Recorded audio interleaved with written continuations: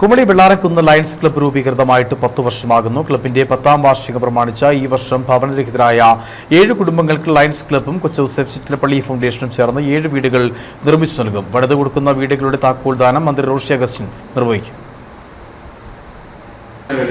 സ്വന്തമായി ഒരു office company ഒരു ബിൽഡിംഗ് പൂർത്തിയാക്കാൻ സാധിച്ചു.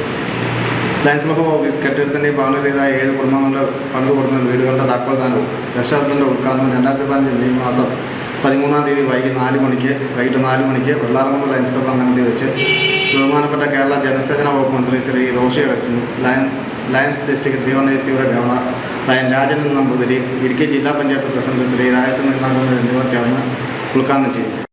ആദ്യം 3 വീടുകൾ പണിതു കൊടുക്കുവാനാണ് തീരുമാനിച്ചത്. എന്നാൽ അപേക്ഷകൾ കൂടുതൽ വന്നതോടെ 7 വീടുകളാണ് ഇപ്പോൾ നിർമ്മിച്ചു നൽകുന്നത്.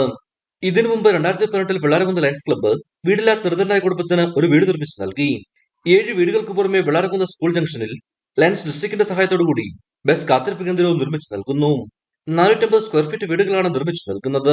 വീടുകളുടെ താക്കോൽദാനവും ബസ് ഷെൽട്ടറിന്റെ ഉദ്ഘാടനവും മെയ് 13 വൈകിട്ട് 4 മണിക്ക് വെള്ളാരക്കുന്ന് ലയൺസ് ക്ലബ്ബ് അങ്കണത്തിൽ നടക്കും. താക്കോൽദാനം കേരള ജനസേവന വകുപ്പ് മന്ത്രി റോഷി അഗസ്റ്റിൻ നിർവഹിക്കും. Lions district 315 governor Rajan Namboothiri, Idukki ജില്ലാ പഞ്ചായത്ത് പ്രസിഡന്റ് രാജചന്ദ്രൻ കുന്നേൽ എന്നിവരും പരിപാടിയിൽ പങ്കെടുക്കും. പരിപാടിയെപ്പറ്റി അറിയിക്കുന്നതിനായി കുമളി ചേർന്ന വാർത്താ സമ്മേളനത്തിൽ club president Robin Muthedam, secretary Rimichan Mekkalath, Manoj Njanakkal, Thankachan Naduparambil എന്നിവർ പങ്കെടുത്തു. ഇടുക്കി വിഷൻ, കുമളി.